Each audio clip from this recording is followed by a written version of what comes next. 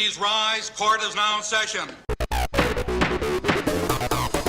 I Strenuously Object, a legal podcast brought to you by the Pittsburgh law firm of Flaherty, Fardo, is now in session. All those seeking information about the law and legal matters affecting the people of Pittsburgh and the Commonwealth of Pennsylvania, half-baked opinions, and a dose of self-indulgence are invited to attend and participate. I want the truth! You can't handle the truth! The defense strenuously objects. You would!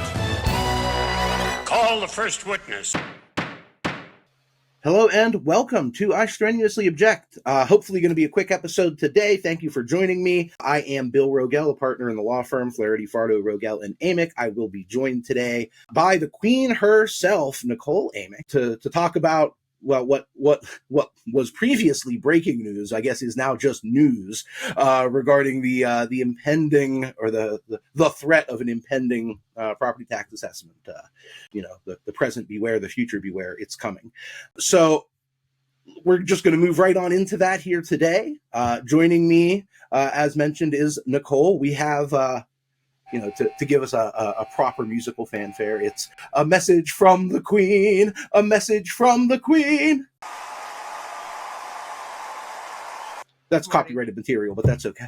Good morning, Bill. I very much appreciate that introduction, and I ask that you do that every time I'm on the podcast moving forward. Well, that is a bold ask, but I'm happy to bust out the pipes whenever necessary for your petty amusement.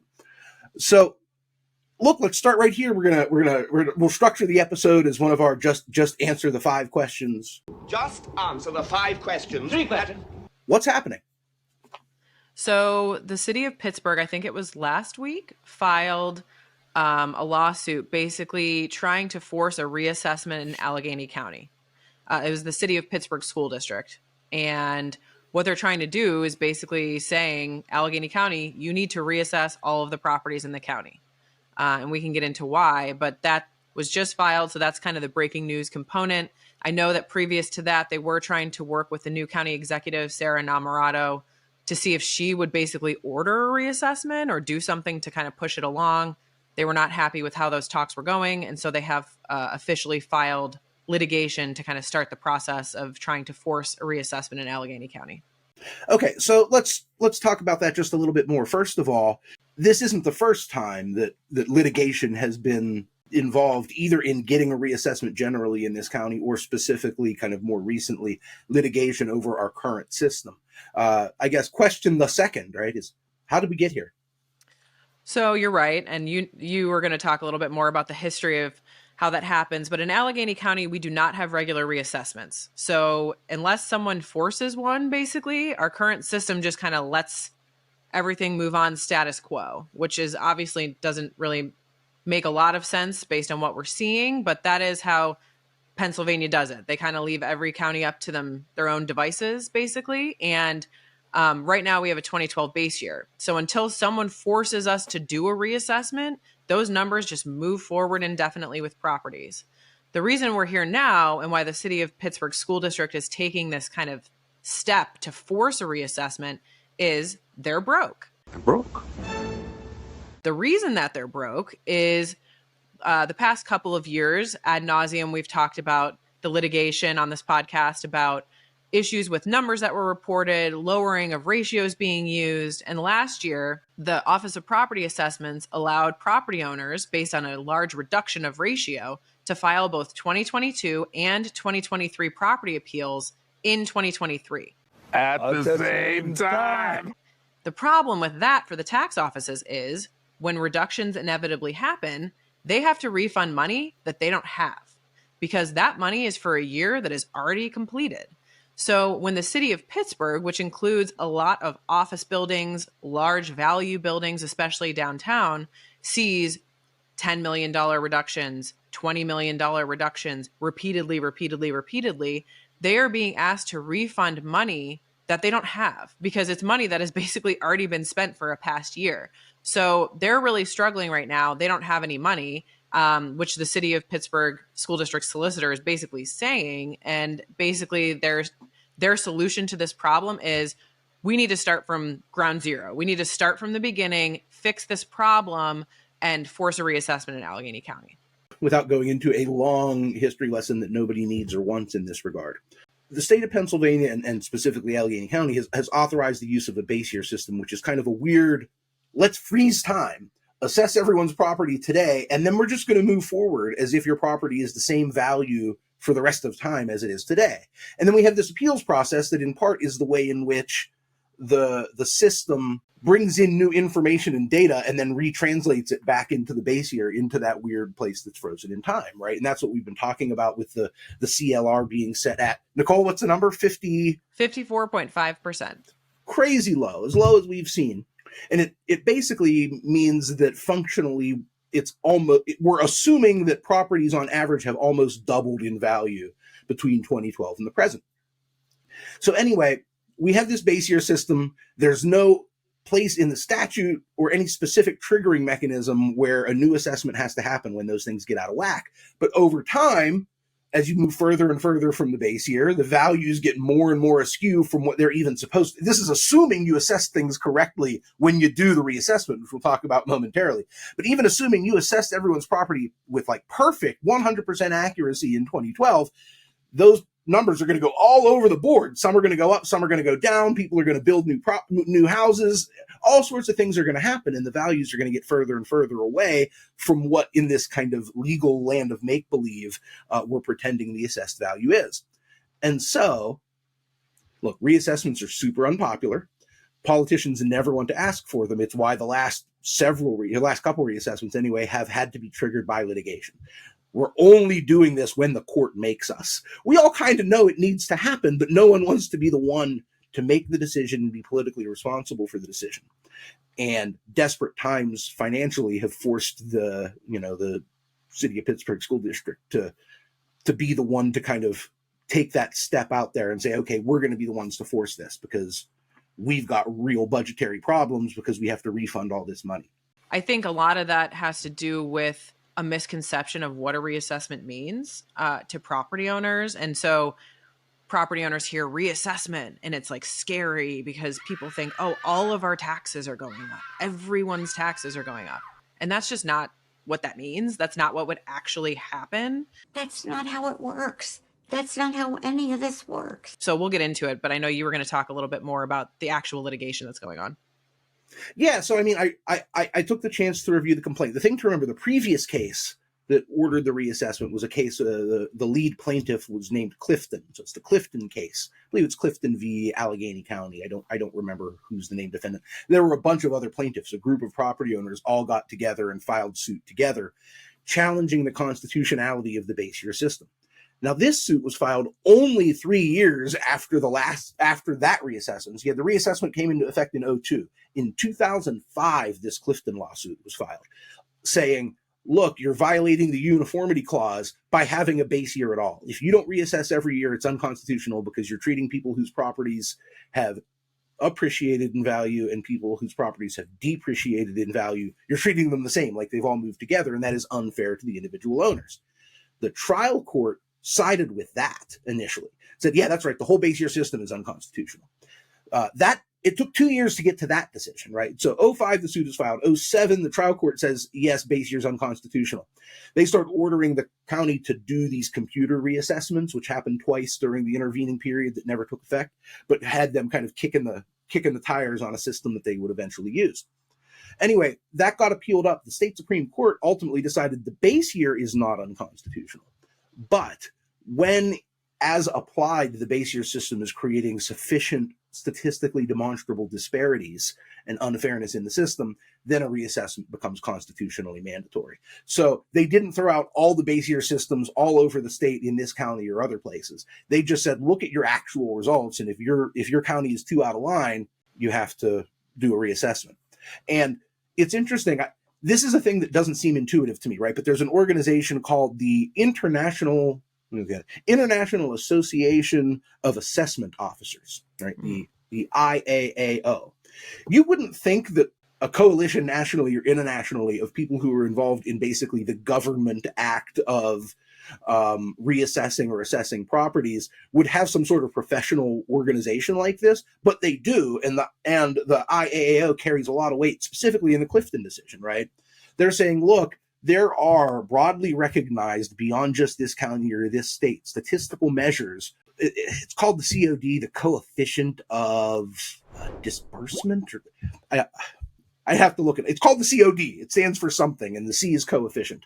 And it's a statistical measure for how much disparity within like properties your assessment system has in place. And the Clifton case basically looks at the numbers that were in place in Allegheny County and says, hey, look, when they get these high, it's unconstitutional. So looking at the current litigation, the hope is it can move faster because it's specifically addressed to what's in Clifton, by which I mean they do this math and say, here's what the COD is currently. It's like, 20% or whatever the number is. It's too high. And pursuant to Clifton, it's really obvious you need a reassessment here.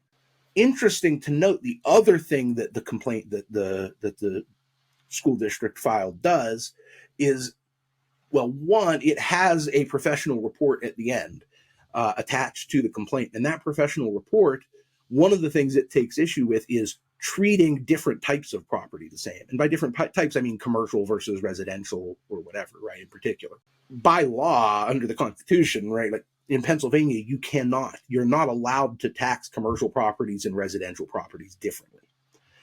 I suspect, although I don't know what every other state does, that most other taxing jurisdictions, and so the IAAO itself, generally wants to treat these different types of property differently for the purpose of assessing them.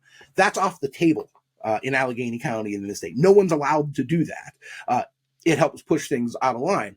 But it leads to the focus in this complaint on what the heck is going to go on and what has been going on with property tax appeals and the assessments of specifically like large, multi-million dollar, downtown skyscrapers and like these big commercial properties that have huge vacancy rates, right? And what they do is they can file an appeal. They can look at their current vacancy rates and the way that the office space, the commercial office space market has changed post-COVID and whatever else to get a new professional assessment of their property based on an income approach, how much money they can actually generate from the actual tenants they're able to get.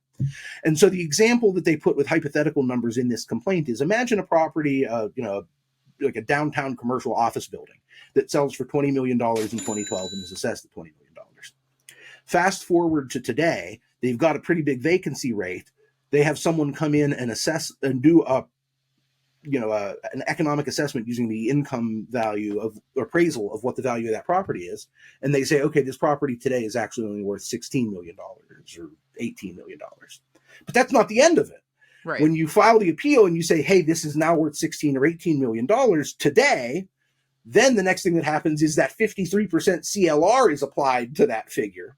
And the property is cut in value to, like $10 million.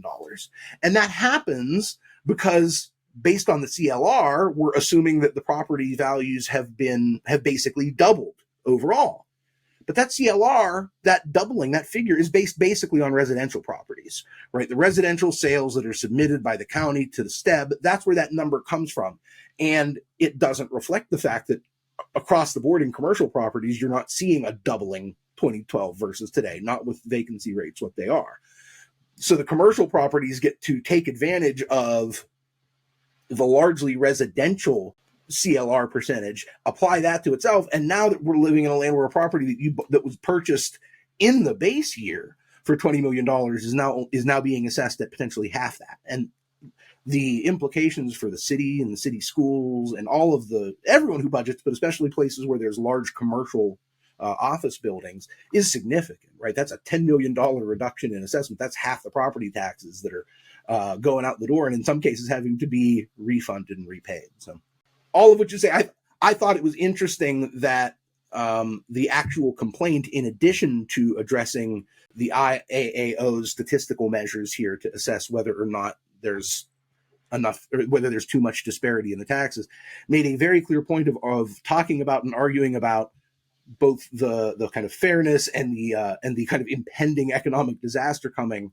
when the city itself is dealing with what's going to happen with commercial property values and applying this CLR to those values.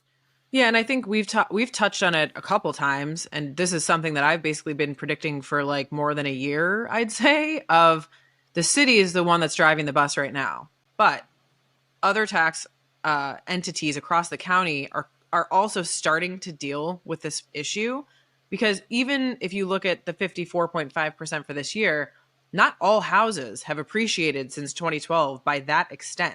So what I have for this year, for example, a lot of my clients for 2024 are people who, some of them are people that recently in the past couple of years have bought a property and they're assessed at like 90% of what they just bought a property for.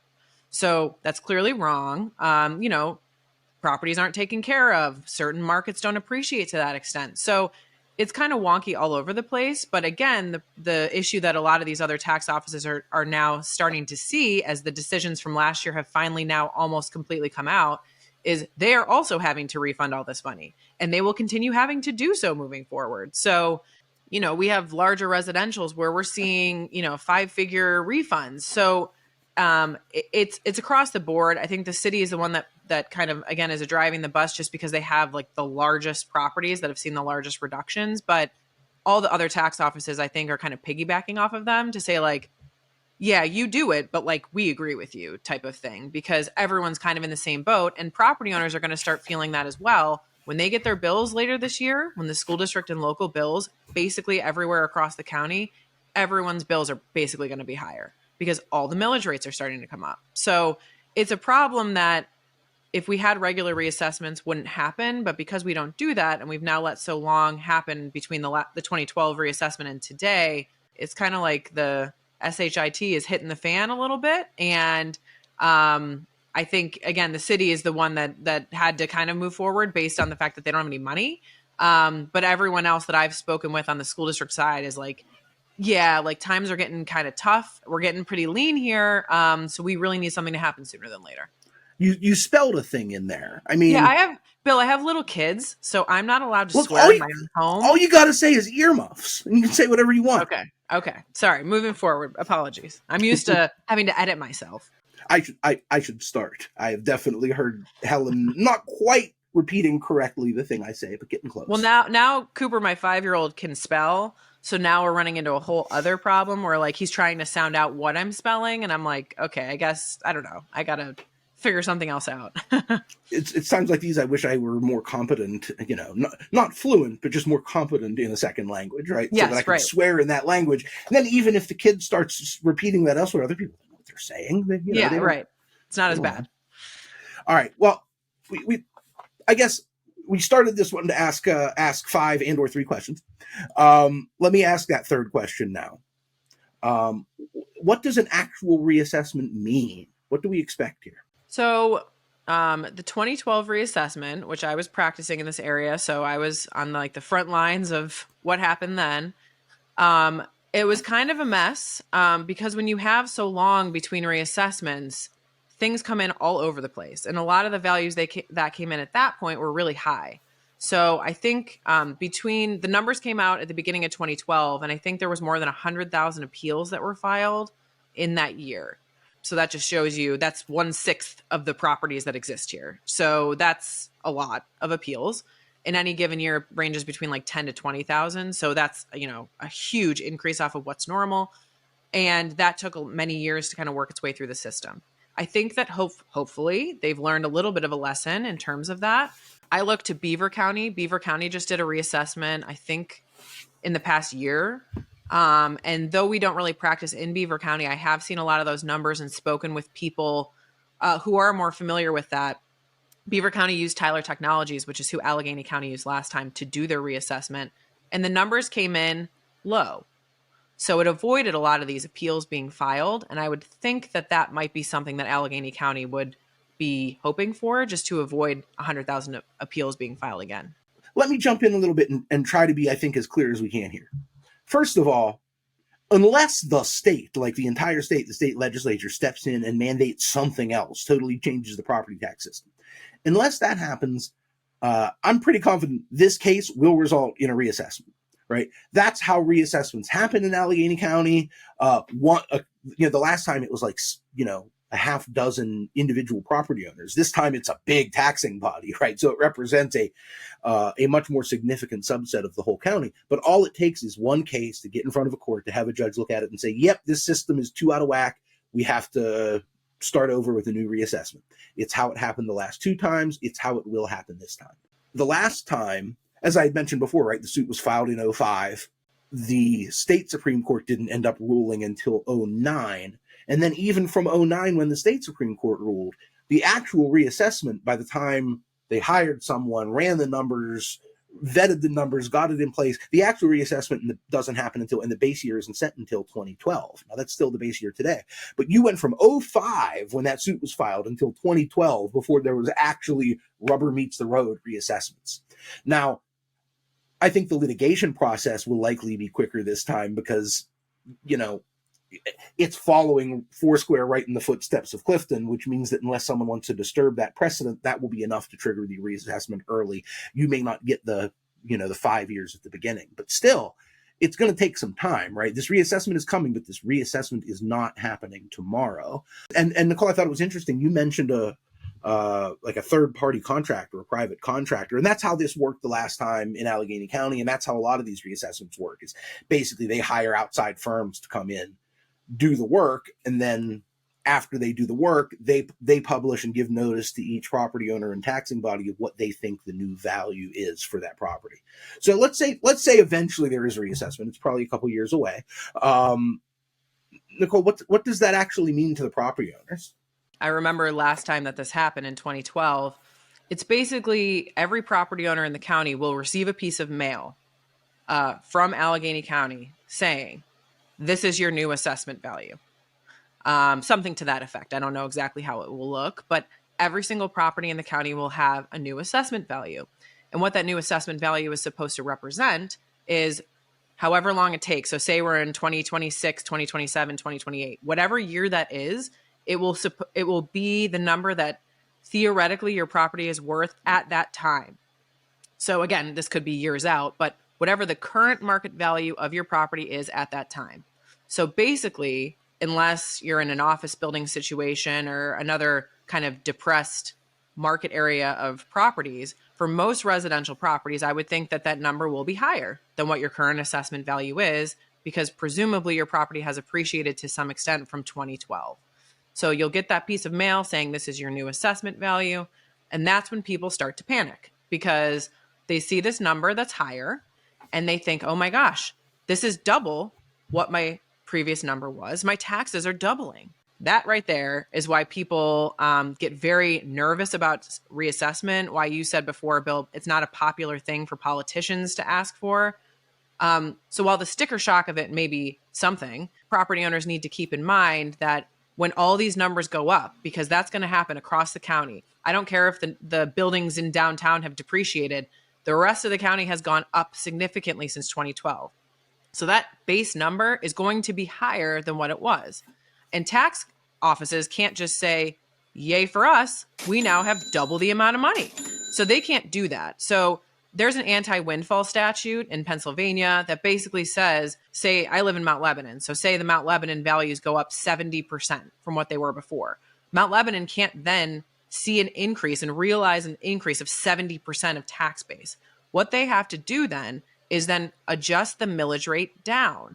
So while numbers of assessments are going to go up, millage rates will come down. And what that means is the numbers might actually be, while my assessment on my house might be higher, that doesn't mean my taxes are higher. My taxes could end up being lower. So a lot of that is unknown at this time. Obviously, we don't know what those numbers will be, but it's something that I've been telling people because a lot of former clients have been reaching out to me and saying, hey, what can I do? Is there something I should be doing? There's nothing you can do. A reassessment, whenever it happens, is going to impact everybody.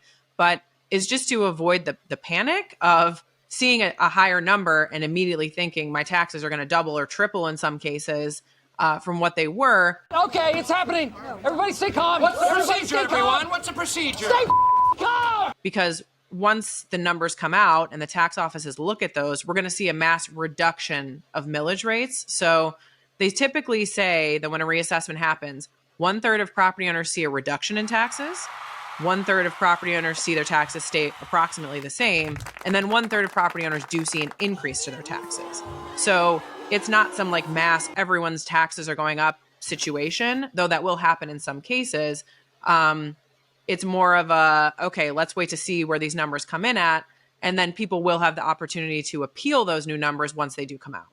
Yeah, let me walk a little bit of panic back into your narrative here. Panic now. I repeat, panic now. You're right.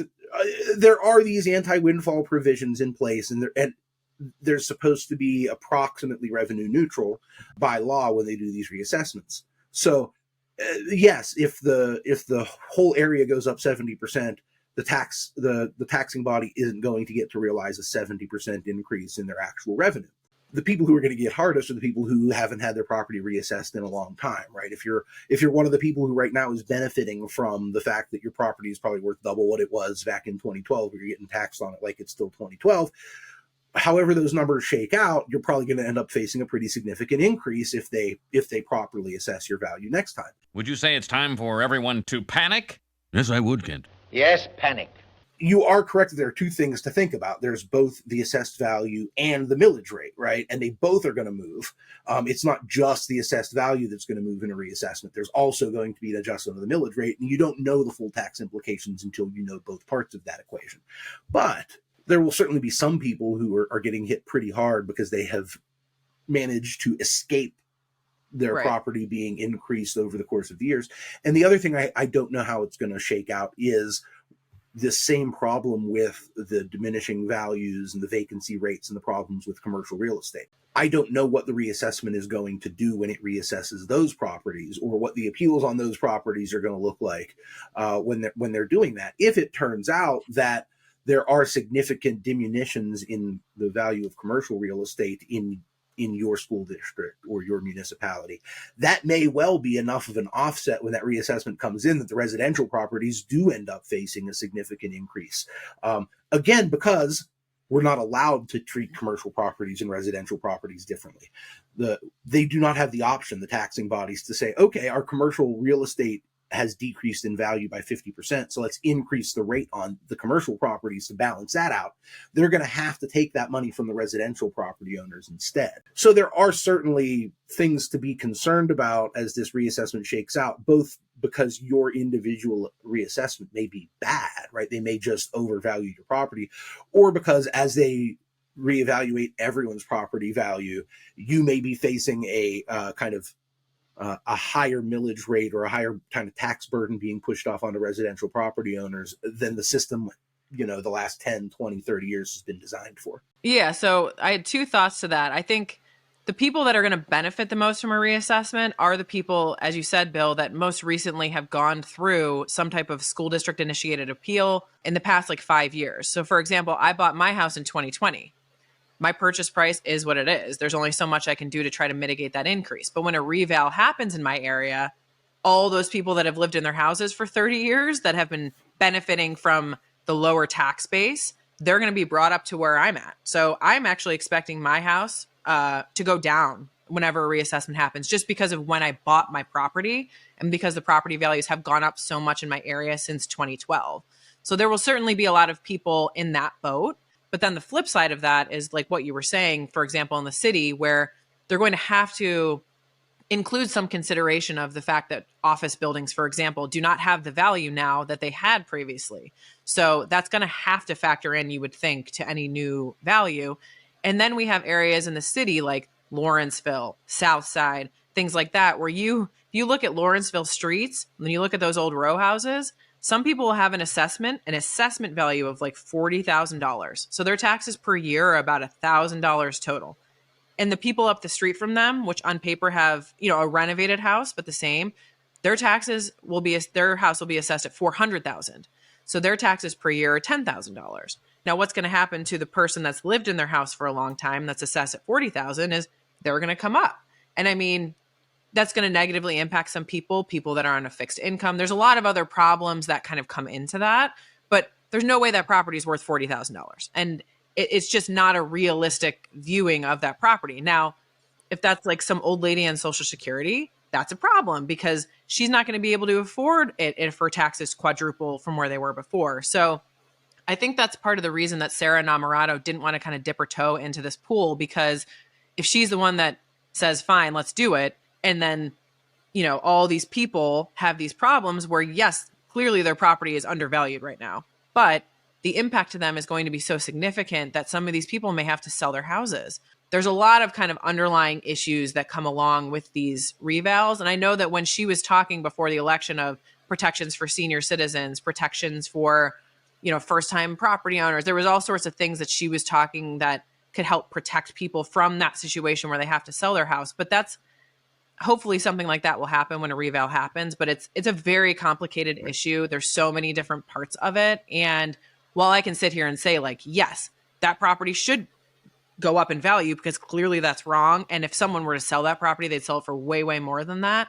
The actual daily impact on someone, I think, would be really significant. And I think I guess maybe we'll just close with this, right? If it were as simple as, look, yes, this lawsuit has been filed asking for a reassessment, and yes, it's going to end up one way or another in a reassessment, right? And if it were just as simple as pushing the reassessment button and everything else kind of handled itself, it would clearly be justified under the facts and the kind of current inequalities and disparities in our system.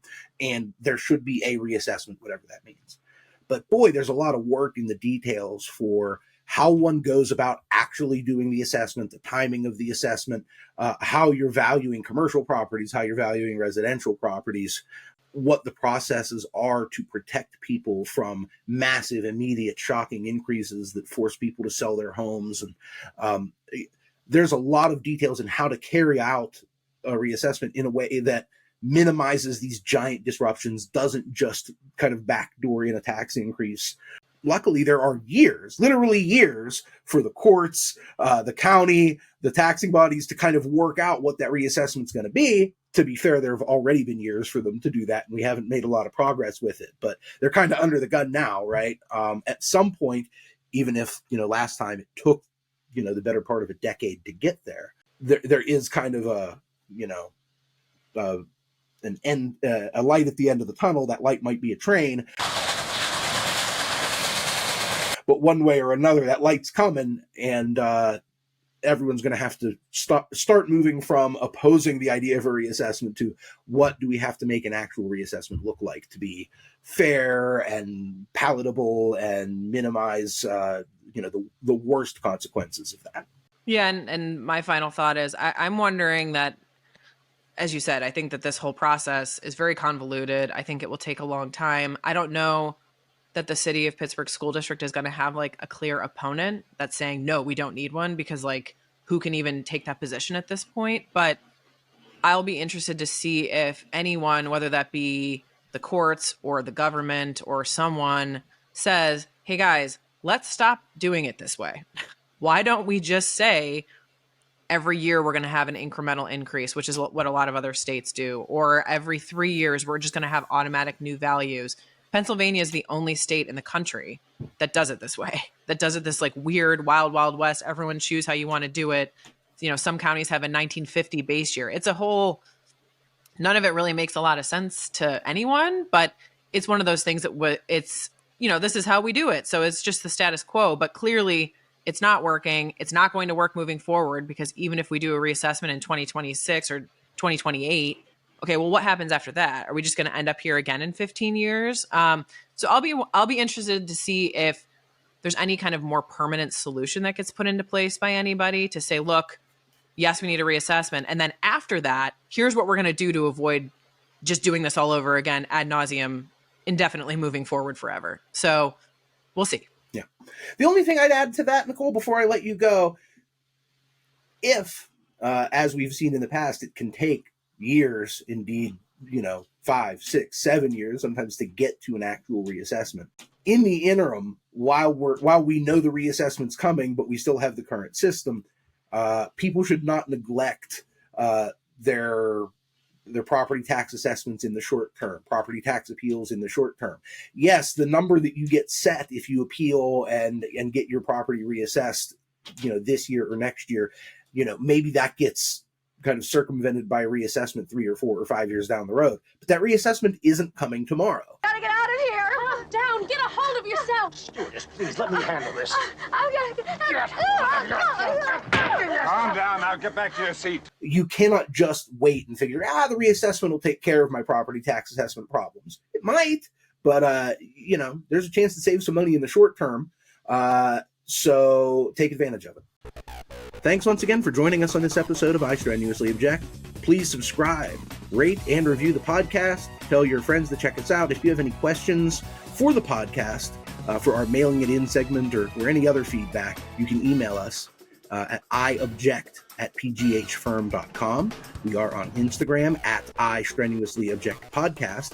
For more information on property tax assessments and appeals, pending reassessment information, medical malpractice, personal injury, or any legal matters whatsoever, visit our website at pghfirm.com. That's when I say our website, that's Flaherty, Fardo, Rogel, and Amick, two-fourths of whom you heard from here today. So, thanks again for joining us, and until next time, some parting advice.